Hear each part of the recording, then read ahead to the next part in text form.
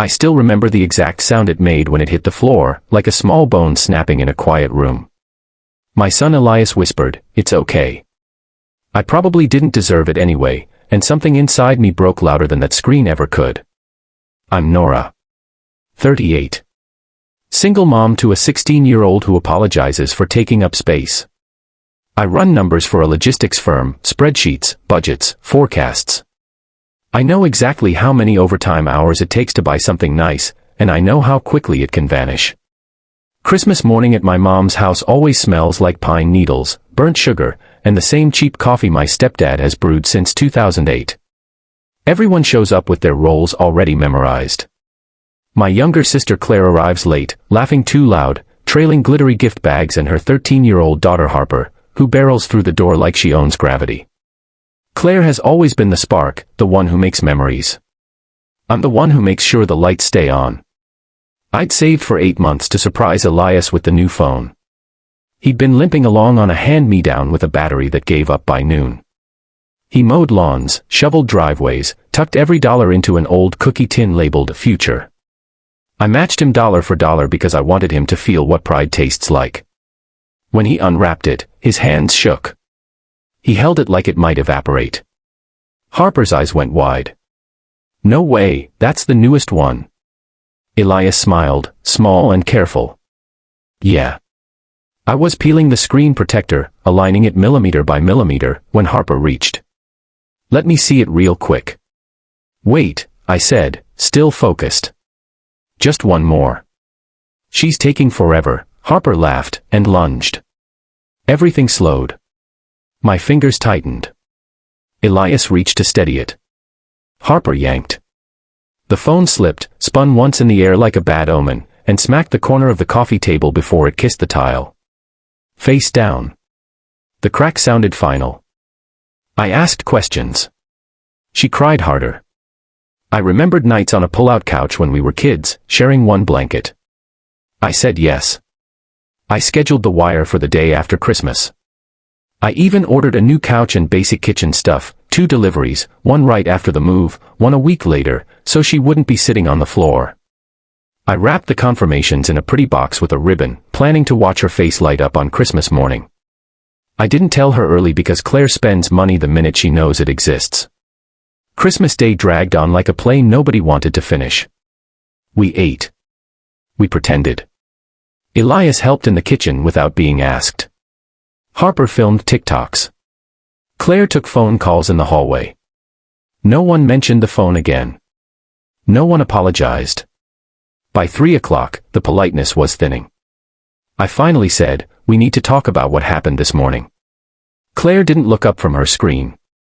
"It was an accident, Nora. Let it go. Accidents still have consequences." She sighed like I was exhausting. "Seriously? You want me to invoice you for therapy now? I want you to acknowledge it hurt us and figure out how to make it right." Harper shrugged from the couch. "Sorry." It came out like a question. Claire jumped in. "She's 12. She said sorry. What more do you want?" "A plan," I said. "Not just words." The argument rose fast. Voices overlapping. Mom pleading for peace. Claire accusing me of keeping score. Me trying to explain that love isn't a free pass to break whatever you touch.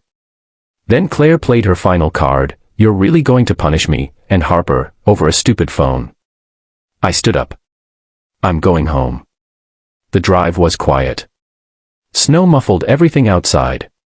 Inside the car, Elias stared out the window, shoulders rounded. I told him, "You deserve that phone. You deserve good things."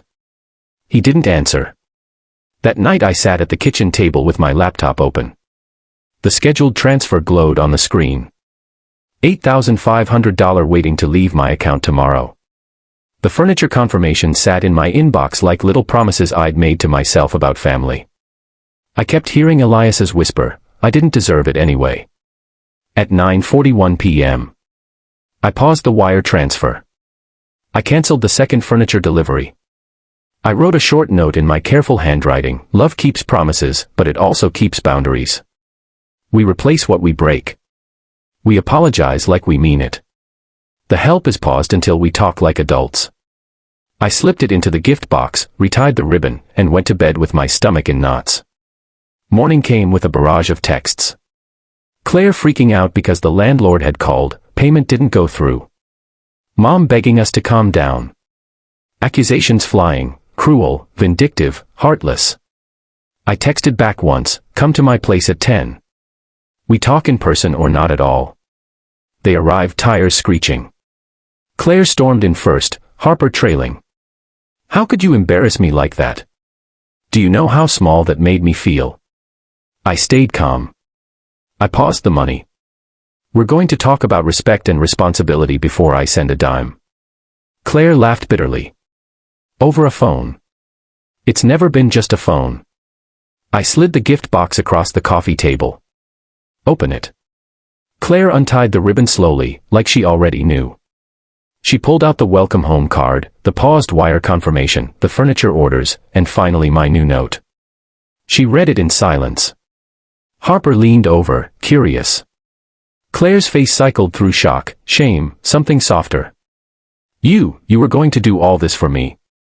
Her voice cracked. Yes, I said. And I still will, if we can agree on basic rules. Real apologies. A plan to replace what was broken. Accountability. Claire's eyes filled. I can't come up with $1,300 right now. You don't have to today. But you do have to commit. $200 a month. Or groceries. Or whatever shows Elias you see him. Harper spoke up quietly. I can babysit. More. Give you half. Claire looked at her daughter, then at me.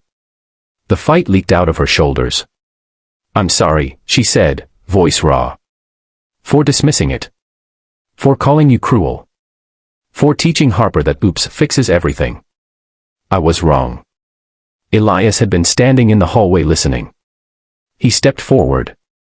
Thank you. We went to the Apple store together, awkward, fragile piece. The tech confirmed the phone was beyond repair. Replacement cost, $1,200 with trade-in. Claire flinched hard but nodded. We'll do it. As we stood at the counter finalizing the purchase, Claire reached over and squeezed my hand, small, trembling.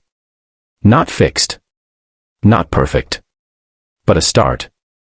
I still don't know if the money will go through tomorrow. I still don't know if patterns this old can really change. But for the first time in years, my sister looked me in the eye and saw me, not the bank, not the rule keeper, just her sister. And Elias. He's holding the new phone carefully, but he's holding his shoulders a little straighter too. So tell me, if someone you love kept breaking your trust, and you held the one thing they needed hostage to force a real conversation, would you have sent the money anyway? Or would you have done exactly what I did? Let me know in the comments. I read every single one. Thanks for watching. Do subscribe for more stories.